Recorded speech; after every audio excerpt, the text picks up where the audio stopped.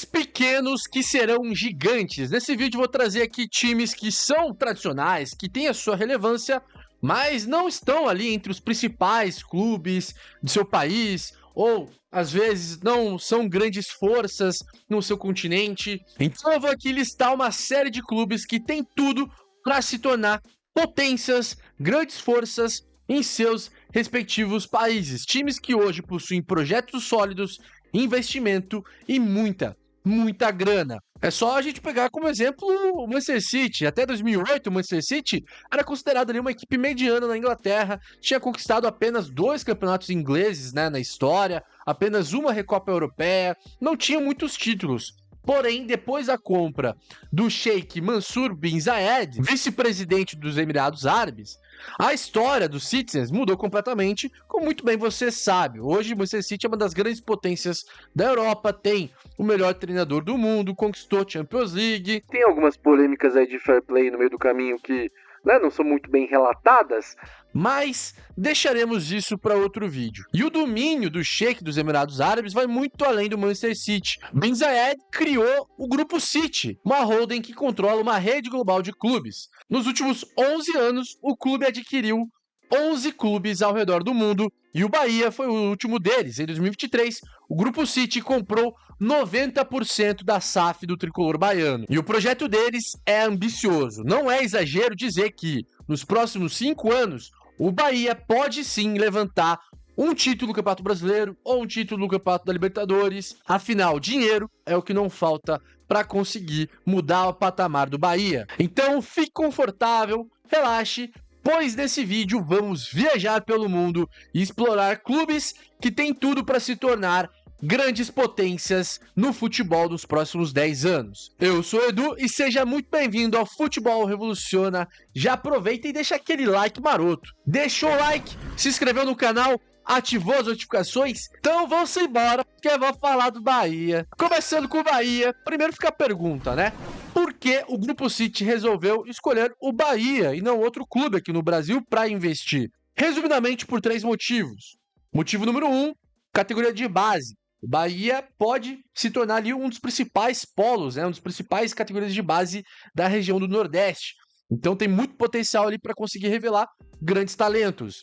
Segundo, desenvolver jogadores no clube. Isso é algo que o Botafogo faz muito bem, por exemplo. O Botafogo contratou Almada, Luiz Henrique e vários outros jogadores, onde esses jogadores se desenvolveram ali dentro do Botafogo, aumentaram o seu valor de mercado e depois foram vendidos para a Europa. E o terceiro ponto, alta margem de crescimento do mercado. Isso não se deve só à questão do Bahia ter uma alta margem de crescimento na questão de receita, mas também pelo fato do Bahia ter muita margem ainda para poder crescer sua própria torcida. E o City leva assim a sério o trabalho, o projeto do Bahia, pois ele separa os seus clubes em 3 categorias. Os clubes que trocam experiências, trocam know-how, por exemplo, o Bolívar da Bolívia, o Kawasaki Frontale e o Shenzhen Peng da China. Esses 3 clubes são clubes que trocam experiências com o Grupo City. Aí tem os clubes que são geradores de talentos, que são times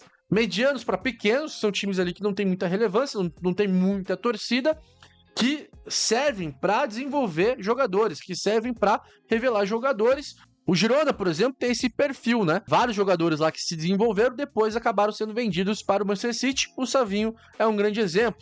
Aí tem também o Montevideo City, no Uruguai, o Troyes da França, o Lomel da Bélgica, o Palermo da Itália. E por fim tem o que o City chama de flagships, que são os clubes que têm o objetivo de se tornarem potências em seus países. O Grupo City monta o elenco visando títulos e conquistas. Então, aí você tem o New York City, da Major League Soccer nos Estados Unidos, Mumbai City, da Índia, Melbourne City, da Austrália e o Bahia, que são esses times que têm o objetivo de se tornarem protagonistas. Ou seja, o Grupo City vai montar o elenco, vai criar um planejamento buscando conquistar títulos, buscando conquistar grandes resultados nesses clubes aqui que eu citei. E no primeiro ano já deu para perceber isso no Bahia.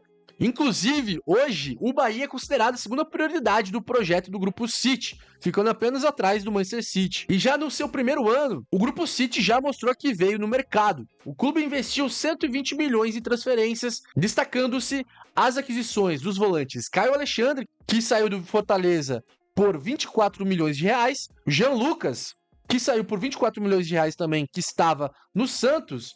E o Bahia também contratou, por oportunidade de mercado, o Everton Ribeiro, hoje é um dos maiores salários, né, do Bahia, jogador histórico aí do Flamengo, do Cruzeiro. E na segunda janela do Grupo City, o Bahia contratou o atacante uruguaio Lúcio Rodrigues por 65 milhões de reais, a maior venda da história do futebol nordestino. E apesar de ter um forte investimento, o Grupo City tem uma filosofia de trabalho. Não quer dizer que o Bahia vai sair contratando adoidado qualquer jogador de grife. Então é um clube que procura mesclar um ótimo departamento de scout, buscando oportunidades de mercado, mas quando precisar vai sim abrir o bolso, né? E também tem o objetivo, né, de desenvolver sua própria casa, né, sua própria categoria de base. E galera, já dá para perceber que o Bahia já mudou de patamar. O Bahia voltou à Libertadores após 35 anos sem jogar a principal competição das Américas. E como eu citei no exemplo do Caio Alexandre, o Caio Alexandre tinha rumores que ele iria para o Palmeiras, né? Outros times grandes do Brasil também queriam contratar ele. E o Bahia foi lá e conseguiu levar ele, né? Conseguiu se sair bem no mercado. Então hoje o Bahia não só é um time competitivo no mercado, mas é um time que, sim, pode até tirar jogadores de outras equipes grandes do Brasil e se tornar um dos principais elencos, né? Acabar se tornando um dos times mais competitivos do Brasil. Esse é o objetivo do Grupo City, tornar o Bahia uma potência no Brasil para conquistar títulos do Campeonato Brasileiro, da Copa do Brasil e da Libertadores. Então, vamos ficar de olho aqui no Bahia. Eu, pessoalmente, ainda torço para que esse projeto dê certo, porque quanto mais projetos sérios, com investimento, com projeto sólido, a gente tiver aqui no Brasil, melhor para o futebol brasileiro e, consequentemente, o nosso campeonato brasileiro, os nossos clubes vão se consolidando. Fix da Inglaterra se tornando Big Nine ou Big 9. Por que Big 9? Porque eu vejo que tem 3 equipes, 3 clubes na Inglaterra que tem muito potencial para crescer mais ainda dentro do cenário da Premier League e dentro até do cenário europeu. Começando pelo Newcastle. O clube do norte da Inglaterra foi comprado por 305 milhões de libras pelo Fundo de Investimento Público da Arábia Saudita em outubro de 2021. Em pouco tempo, o clube inglês já mudou de patamar até dentro da própria Premier League, deixando de ser um clube que brigava contra o rebaixamento e se tornando um clube que hoje briga por vagas em competições europeias. Na primeira temporada sob a gestão dos sauditas, Newcastle conseguiu vaga para a Champions League, contratou grandes jogadores como Isaac, Bruno Guimarães, Tonali, Anthony Gordon. E bom, eles não podem investir de forma descarada, né? Ou seja, abrir completamente o bolso e sair contratando Deus do mundo, contratar o Mbappé, o Vini Júnior e quem eles quiserem. Por quê?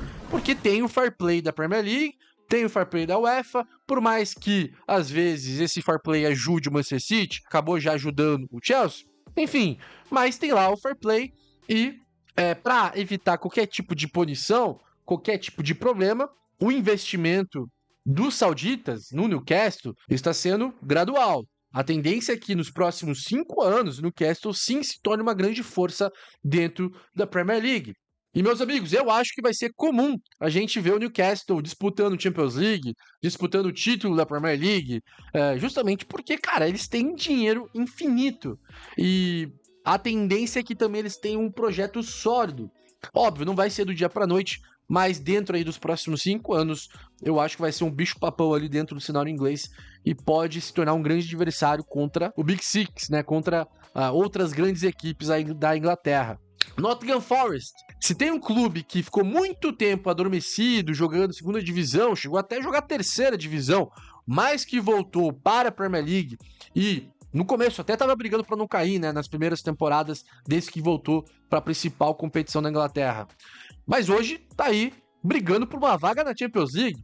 O Nottingham Forest é um clube muito engraçado, porque é 880, né? Ou ele tá lá conquistando o título da Champions League, Nottingham Forest tem 2 orelhudas aí em sua história, já conquistou título do Campeonato Inglês também, já foi um dos principais clubes da Inglaterra, principalmente ali nos anos 70 e anos 80, ou o clube tá na draga, né? Ou o clube tá na segunda divisão, ou tá brigando para não cair. E, bom, a gente vê, né, que o Nottingham Forest está, sim, tendo um projeto sólido. Comandados aí pelo Nuno Espírito Santo, o Nottingham Forest, na temporada 2024-2025, tá tendo uma das melhores temporadas da história do clube na Premier League. E com o dinheiro que entra na Premier League, com cota de televisão, com patrocínio, com a premiação, a tendência é que o Nottingham Forest mantenha aí times competitivos e pode ser que a gente veja frequentemente aí o Nottingham disputando Europa League, Champions League, se tornando um time aí mais da primeira parte da tabela da Premier League do que da segunda parte.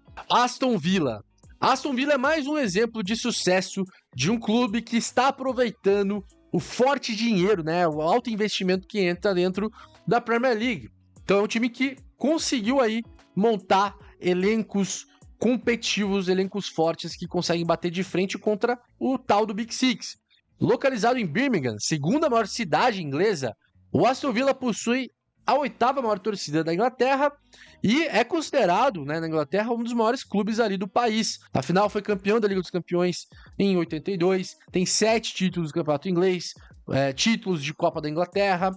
Então é um time bastante tradicional.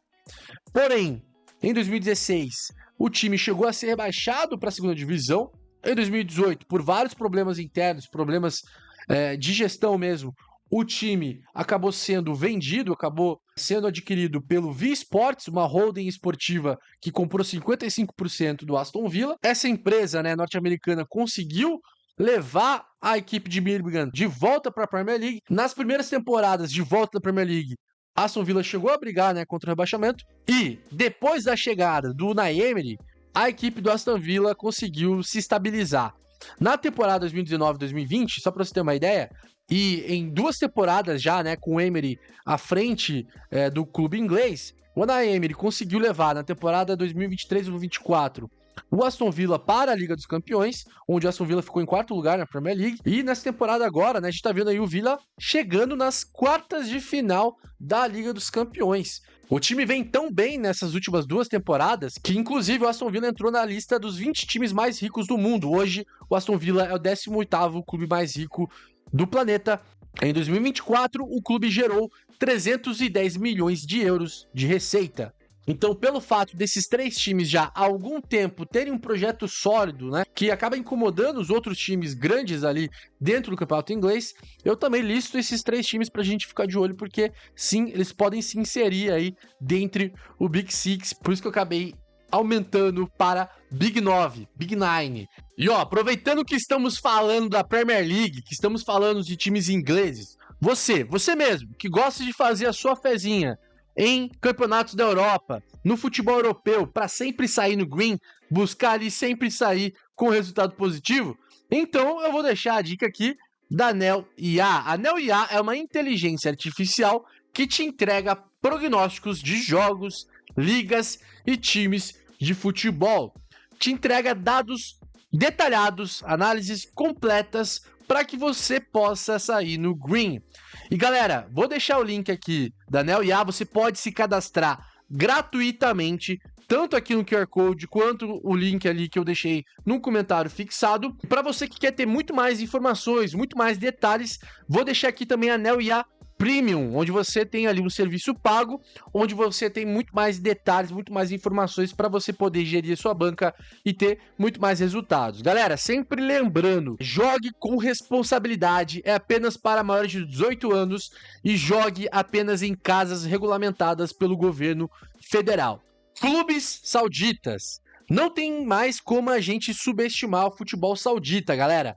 Já é realidade. A Arábia Saudita tem dinheiro infinito e os caras vão ainda investir muito dinheiro no seu futebol, né, na parte esportiva, até porque a Arábia Saudita vai sediar a Copa do Mundo de 2034, então eles vão investir em estádios, eles querem fazer bonito nessa Copa, então pode ter certeza que eles têm né, inclusive até um plano, né, para poder desenvolver mais ainda os seus jogadores e vão estar abrindo aí sempre a carteira para contratar os principais jogadores do mundo ou jogadores relevantes, jogadores que trazem impacto. E se você ainda não sabe o porquê que a Arábia Saudita está fazendo isso, eu vou te explicar aqui rapidamente. A Arábia Saudita, por meio do primeiro-ministro, o cara que é dono do país, que é o Mohammed bin Salman, esse cara criou o Fundos de Investimentos Públicos para investir em esporte e turismo. Inclusive, esse fundo que acabou comprando o Newcastle. Essa instituição é pública, ou seja, é dinheiro do contribuinte da Arábia Saudita que vai para salário do Cristiano Ronaldo, que vai para salário do Karim Benzema, que serve para contratar grandes estrelas do futebol. Então, esse fundo tem como estratégia diversificar até, inclusive, a economia da Arábia Saudita, porque a economia da Arábia Saudita é muito baseada em petróleo, em gases naturais. Então, eles têm um projeto chamado Visão 2030, onde eles estão desenvolvendo mega projetos turísticos, como, por exemplo, a cidade futurista de Qiddiya. Eu não sei se eu falei errado aqui o nome, se eu falei errado, me corrija nos comentários. Mas é uma cidade aí, cara, que parece coisa de videogame. Enfim, então é um projeto megalomaníaco dos caras. E no esporte, eles também estão aí jorrando dinheiro. A Arábia Saudita já passou a receber eventos esportivos como UFC, eventos de tênis, eventos de golfe, Fórmula 1, e eles estão investindo bilhões no futebol. O suprassumo será a Copa do Mundo 2034 e também estão investindo muito em sua liga local. Cristiano Ronaldo na Al Nassr, o Neymar foi contratado lá pelo Al Hilal, não deu certo, só ficou de férias, né, na Arábia Saudita, tá de volta aí no futebol brasileiro. Então a ambição dos caras é se posicionar como um centro global esportivo e de turismo, justamente para reduzir a sua dependência do petróleo. E a Arábia Saudita também está fazendo isso, assim como o Catar fez, Emirados Árabes também fez, para ter maior influência global, ou seja, maior influência política, para poder também limpar a sua imagem. Até porque é muito melhor um país aparecer nos noticiários de esporte e entretenimento do que nas notícias de guerras e de crises humanitárias. Então, a Arábia Saudita é uma ditadura, é uma autocracia comandada aí pelo Mohammed bin Salman, e o país é muito criticado, né, pela sua postura em relação a vários direitos humanos. Então, é um país que restringe liberdade de expressão, persegue dissidentes, então, opositores do governo. Os caras têm uma situação muito delicada em relação às mulheres, à comunidade LGBTQIA+. E aí, os caras vão lá e metem um recorde ali de gols do Cristiano Ronaldo, né, uma notícia do Cristiano Ronaldo aqui, uma notícia do Al Hilal ali, uma notícia da Fórmula 1 ali, ou seja, tudo isso para cobrir a sujeira que o país tem em relação a tudo isso que eu acabei de falar. Então, o esporte, né, o turismo serve para que as pessoas fechem os olhos aos problemas gerados ali pelo governo da Arábia Saudita. Então, você entendendo todo esse contexto, fica meio óbvio que a tendência é que a Arábia Saudita comece a dominar o continente asiático, ou seja, que os clubes da Arábia Saudita comecem a conquistar ano após ano o título da Liga dos Campeões da Ásia. Principalmente os 4 clubes grandes da Arábia Saudita que têm um investimento direto dos fundos sauditas, Al Hilal, Al Ahly, Al Ittihad e Al Nassr. No Al Hilal, por exemplo, hoje joga o João Cancelo, Milinkovic-Savic, Rubem Neves, Mitrovic, Koulibaly. No Al Ittihad tem o Benzema, o Kanté, o Moussa Diaby, o Fabinho. No Al Nassr, Cristiano Ronaldo, Sadio Mané, Otávio, Brozovic, goleiro Bento. E no Al Ahly joga lá o Mahrez, Firmino, Kessié, Ibanez, Eduardo Mendy. Tem vários rumores que a Arábia Saudita quer contratar com valores que chegam a bilhão o Vinícius Júnior. Tem também rumores que os sauditas querem contratar o Mo Salah. Então é um dinheiro que não acaba mais e eles têm poder sim de contratar qualquer jogador de futebol mundial. E como o Bin Salman manda no país, ele pode fazer o que quiser no futebol da Arábia Saudita. Ele pode interferir na liga, interferir na gestão dos clubes. Por exemplo, no Super Mundial de Clubes, o Bin Salman pode juntar os principais jogadores de cada grande clube da Arábia Saudita, colocar tudo no mesmo clube para tentar bater de frente com os clubes europeus, né? Formar ali um super elenco, um super time para tentar jogar de igual para igual contra os europeus. Ou ele pode também aumentar o número de estrangeiros dentro da liga. Atualmente, os clubes sauditas podem ter no máximo 10 jogadores estrangeiros no elenco, mas se algum dia o Bin Salman acordar com uma vontade de aumentar ali o número de estrangeiros, ele pode fazer isso. Então esse projeto a longo prazo, porque é sim um projeto a longo prazo, não tem nada a ver com o que aconteceu com a China, por exemplo, é um projeto muito mais sólido, que vai pelo menos até 2034, e tem a questão também que eles cagam pro fair play financeiro, não existe fair play financeiro, então eles podem sempre investir a quantidade de dinheiro que eles acharem o suficiente, e quem que vai impedir eles de fazer alguma coisa? A FIFA, que é a melhor amiga da Arábia Saudita? Então, galera, eu não acho maluquice, não. A gente vê aí, dentro dos próximos 10 anos, não tô dizendo agora para esse Super Mundial, mas quem sabe no Super Mundial lá de 2029, ou no Super Mundial daqui 10 anos, eu não acho maluquice a gente ver times da Arábia Saudita competitivos, times que podem ali até de repente ter um elenco tão forte quanto um time europeu, justamente porque eles têm dinheiro infinito e eles podem simplesmente aumentar o número de estrangeiros e assim montar elencos mais fortes, galera. Então, temos que ficar de olho no futebol saudita, porque eles podem tornar a liga deles cada vez mais competitiva, cada vez mais forte e acabar complicando aí pro resto do mundo. Possível rival do PSG. Parece que os franceses finalmente cansaram de ter só uma equipe na Ligue 1. Bom, nesse caso aqui eu vou falar do Paris FC, um clube parisiense que hoje joga a segunda divisão, tem tudo aí para subir para a primeira divisão do ano que vem. E parece, né, que os franceses cansaram de ter o PSG dominando sozinho a liga. A família Arnault, que possui o homem mais rico da Europa, Bernard Arnault, proprietário do conglomerado de luxo LVMH, que é dono das marcas Louis Vuitton, Tag Heuer e várias outras marcas famosas, conhecidas aí. Esse cara é muito rico, você não tem ideia. Ele tá ali no mesmo patamar dos grandes bilionários do mundo. Então o cara também aqui tem dinheiro infinito, podemos dizer assim. E ele, junto com a Red Bull, que adquiriu participações do Paris FC também, tanto a família Arnault quanto o Red Bull, ambos têm um projeto de tornar o Paris FC uma das grandes forças do futebol francês e fazer com que o Paris FC consiga bater de frente contra o Paris Saint-Germain. Em novembro de 2024, a Holding Agache, que pertence aí à família Arnault, adquiriu 52% das ações do Paris, tornando-se acionista majoritário e, simultaneamente, a Red Bull adquiriu uma participação minoritária de 10%. O restante, 29,8%, ficou para o presidente atual do Paris FC, Pierre Ferrati. Então, qual que é a ideia aqui?